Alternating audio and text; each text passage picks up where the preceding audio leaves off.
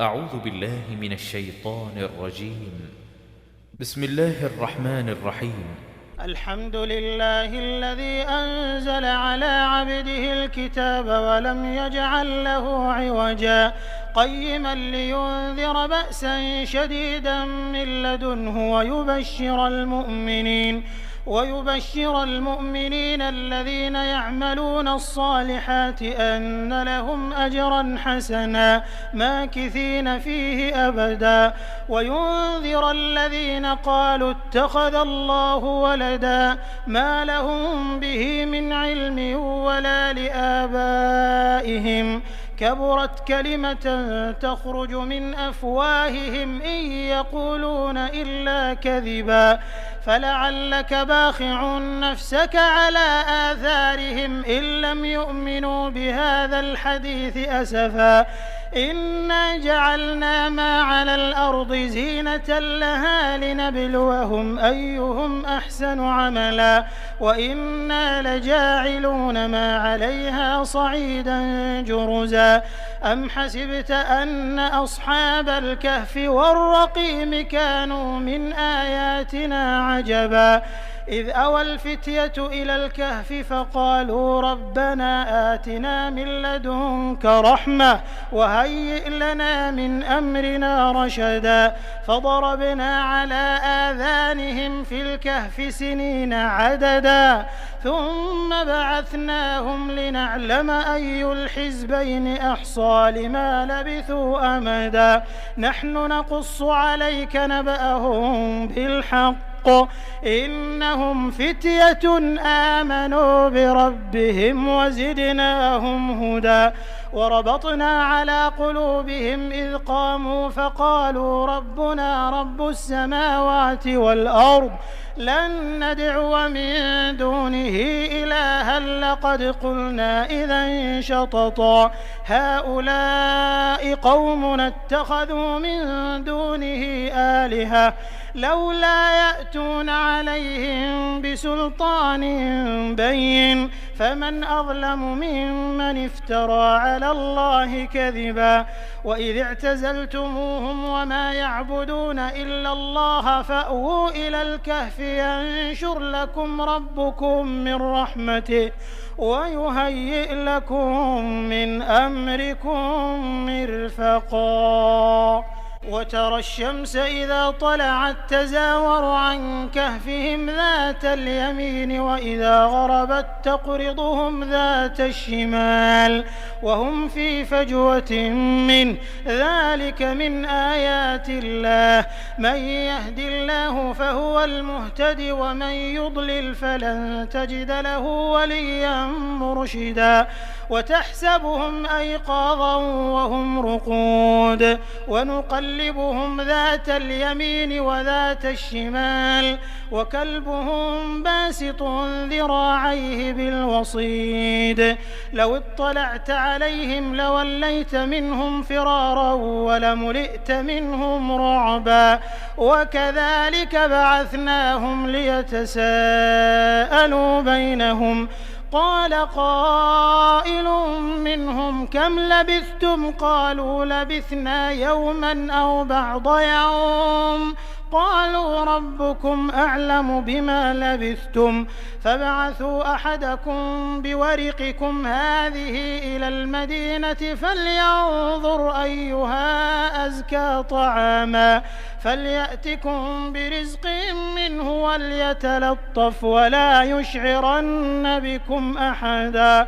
إنهم إن يظهروا عليكم يرجموكم أو يعيدوكم في ملتهم ولن تفلحوا إذا أبدا وكذلك أعثرنا عليهم ليعلموا أن وعد الله حق وأن الساعة لا ريب فيها إذ يتنازعون بينهم أمرهم فقالوا ابنوا عليهم بنيانا ربهم أعلم بهم قال الذين غلبوا على أمرهم لنتخذن عليهم مسجدا سيقولون 3 رابعهم كلبهم ويقولون 5 سادسهم كلبهم رجما بالغيب ويقولون 7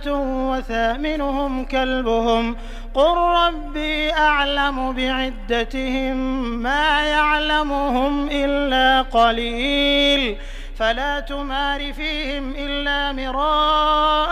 ظاهرا ولا تستفت فيهم منهم أحدا ولا تقولن لشيء إني فاعل ذلك غدا إلا أن يشاء الله واذكر ربك إذا نسيت وقل عسى أن يهديني ربي لأقرب من هذا رشدا ولبثوا في كهفهم 300 سنين وازدادوا 9 قل الله أعلم بما لبثوا له غيب السماوات والأرض أبصر به وأسمع ما لهم من دونه من ولي ولا يشرك في حكمه أحدا واتل ما أوحي إليك من كتاب ربك لا مبدل لكلماته ولن تجد من دونه ملتحدا واصبر نفسك مع الذين يدعون ربهم بالغداة والعشي يريدون وجهه ولا تعد عيناك عنهم تريد زينة الحياة الدنيا ولا تطع من أغفلنا قلبه عن ذكرنا واتبع هواه وكان أمره فرطا وقل الحق من ربكم فمن شاء فليؤمن ومن شاء فليكفر إنا أعتدنا للظالمين نارا أحاط بهم سرادقها وإن يستغيثوا يغاثوا بماء كالمهل يشوي الوجوه بئس الشراب وساءت مرتفقا إن الذين آمنوا وعملوا الصالحات إنا لا نضيع أجر من أحسن عملا أولئك لهم جنات عدن تجري من تحتهم الأنهار يحلون فيها من أساور من ذهب ويلبسون ثيابا خضرا من سندس واستبرق متكئين فيها على الأرائك نعم الثواب وحسنت مرتفقا واضرب لهم مثل الرجلين جعلنا لأحدهما جنتين من أعناب وحففناهما بنخل وجعلنا بينهما زرعا كلتا الجنتين آتت أكلها ولم تظلم منه شيئا وفجرنا خلالهما نهرا وكان له ثمر فقال لصاحبه وهو يحاوره أنا أكثر منك مالا وأعز نفرا ودخل جنته وهو ظالم لنفسه قال ما أظن أن تبيد هذه أبدا وما أظن الساعة قائمة ولئن رددت إلى ربي لأجدن خيرا منها منقلبا قال له صاحبه وهو يحاوره أكفرت بالذي خلقك من تراب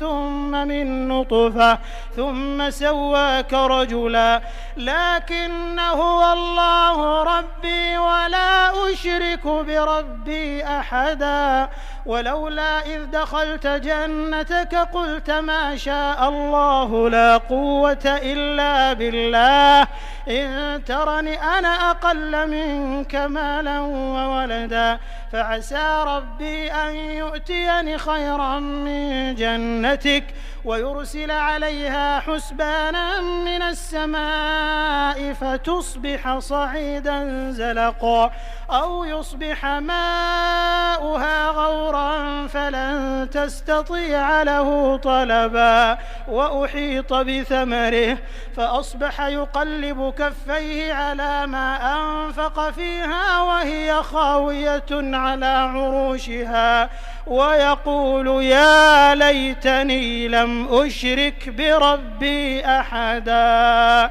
ولم تكن له فئة ينصرونه من دون الله وما كان منتصرا هنالك الولاية لله الحق هو خير ثوابا وخير عقبا واضرب لهم مثل الحياة الدنيا كماء إن أنزلناه من السماء فاختلط به نبات الأرض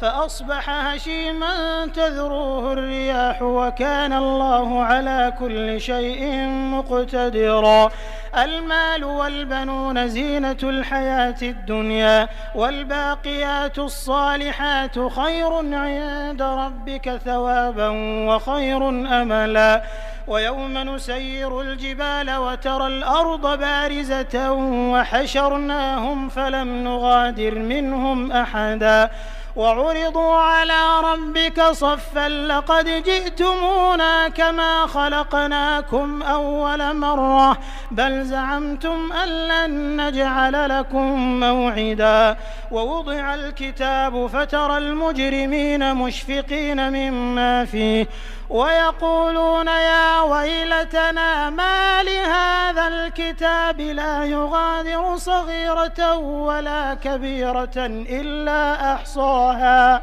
ووجدوا ما عملوا حاضرا ولا يظلم ربك أحدا وإذ قلنا للملائكة اسجدوا لآدم فسجدوا إلا إبليس كان من الجن ففسق عن أمر ربه أفتتخذونه وذريته أولياء من دوني وهم لكم عدو بئس للظالمين بدلا ما أشهدتهم خلق السماوات والأرض ولا خلق أنفسهم وما كنت متخذ المضلين عضدا ويوم يقول نادوا شركائي الذين زعمتم فدعوهم فلم يستجيبوا لهم وجعلنا بينهم موبقا ورأى المجرمون النار فظنوا أنهم مواقعوها ولم يجدوا عنها مصرفا ولقد صرفنا في هذا القرآن للناس من كل مثل وكان الإنسان أكثر شيء جدلا وما منع الناس أن يؤمنوا إذ جاءهم الهدى ويستغفروا ربهم إلا أن تأتيهم سنة الأولين أو يأتيهم العذاب قبلا وما نرسل المرسلين إلا مبشرين ومنذرين ويجادل الذين كفروا بالباطل ليدحضوا به الحق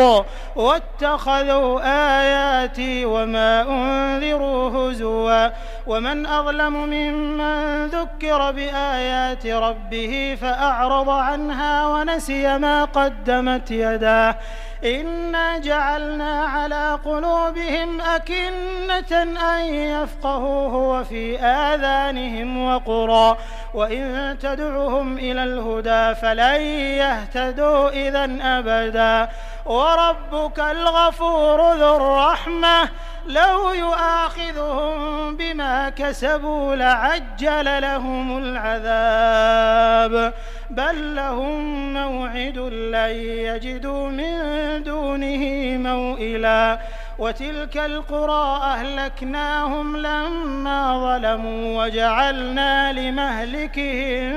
موعدا وإذ قال موسى لفتاه لا أبرح حتى أبلغ مجمع البحرين أو أمضي حقبا فلما بلغا مجمع بينهما نسيا حوتهما فاتخذ سبيله في البحر سربا فلما جاوزا قال لفتاه آتنا غداءنا لقد لقينا من سفرنا هذا نصبا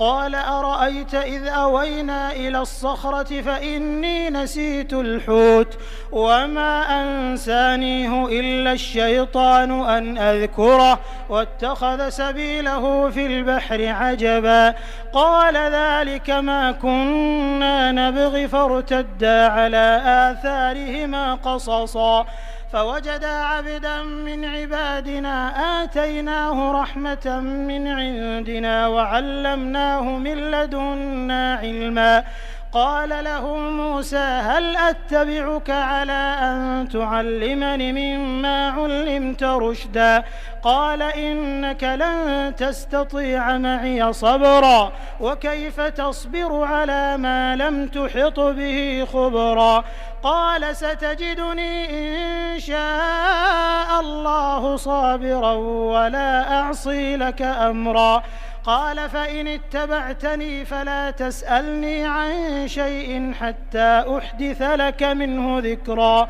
فانطلقا حتى إذا ركبا في السفينة خرقها قال أخرقتها لتغرق أهلها لقد جئت شيئا إمرا قال ألم أقل إنك لن تستطيع معي صبرا قال لا تؤاخذني بما نسيت ولا ترهقني من أمري عسرا فانطلقا حتى إذا لقيا غلاما فقتله قال أقتلت نفسا زكية بغير نفس لقد جئت شيئا نكرا قال ألم أقل لك إنك لن تستطيع معي صبرا قال إن سألتك عن شيء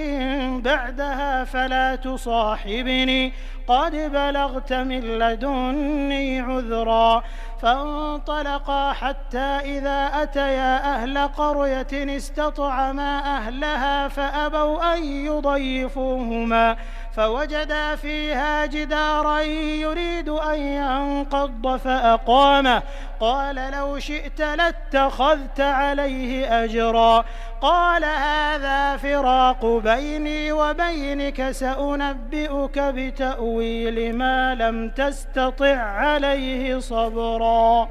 أما السفينة فكانت لمساكين يعملون في البحر فأردت أن أعيبها وكان وراءهم ملك يأخذ كل سفينة غصبا وأما الغلام فكان أبواه مؤمنين فخشينا أن يرهقهما طغيانا وكفرا فأردنا أن يبدلهما ربهما خيرا منه زكاة وأقرب رحما وأما الجدار فكان لغلامين يتيمين في المدينة وكان تحته كنز لهما وكان أبوهما صالحا فأراد ربك أن يبلغا أشدهما ويستخرجا كنزهما رحمة من ربك وما فعلته عن أمري ذلك تأويل ما لم تسطع عليه صبرا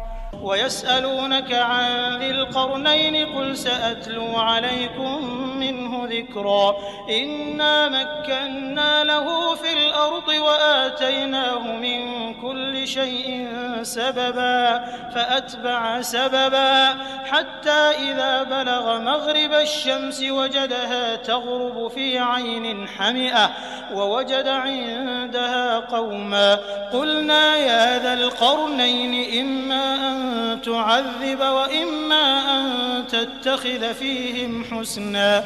قال أما من ظلم فسوف نعذبه ثم يرد إلى ربه فيعذبه عذابا نكرا وأما من آمن وعمل صالحا فله جزاء الحسنى وسنقول له من أمرنا يسرا ثم أتبع سببا حتى إذا بلغ مطلع الشمس وجدها تطلع على قوم لم نجعل لهم من دونها سترا كذلك وقد أحطنا بما لديه خبرا ثم أتبع سببا حتى إذا بلغ بين السدين وجد من دونهما قوما لا يكادون يفقهون قولا قالوا يا ذا القرنين إن يأجوج ومأجوج مفسدون في الأرض فهل نجعل لك خرجا على أن تجعل بيننا وبينهم سدا قال ما مكني فيه ربي خير فأعينوني بقوة أجعل بينكم وبينهم ردما آتوني زبر الحديد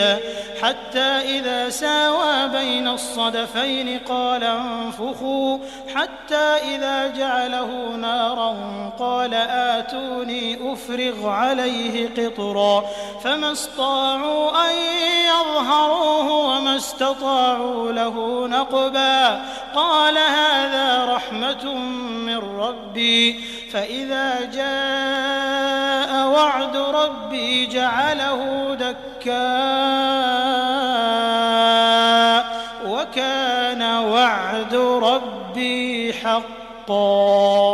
وتركنا بعضهم يومئذ يموج في بعض ونفخ في الصور فجمعناهم جمعا وعرضنا جهنم يومئذ للكافرين عرضا الذين كانت أعينهم في غطاء عن ذكري وكانوا لا يستطيعون سمعا أفحسب الذين كفروا أن يتخذوا عبادي من دوني أولياء إنا أعتدنا جهنم للكافرين نزلا قل هل ننبئكم بالأخسرين أعمالا الذين ضل سعيهم في الحياة الدنيا وهم يحسبون أنهم يحسنون صنعا أولئك الذين كفروا بآيات ربهم ولقائه فحبطت أعمالهم فلا نقيم لهم يوم القيامة وزنا ذلك جزاؤهم جهنم بما كفروا واتخذوا آياتي ورسلي هزوا إن الذين آمنوا وعملوا الصالحات كانت لهم جنات الفردوس نزلا خالدين فيها لا يبغون عنها حولا قل لو كان البحر مدادا لكلمات ربي لنفد البحر قبل أن تنفد كلمات ربي ولو جئنا بمثله مددا قل إنما أنا بشر مثلكم يوحى إلي أنما إلهكم إله واحد فمن كان يرجو لقاء ربه فليعمل عملا صالحا ولا يشرك بعبادة ربه أحدا.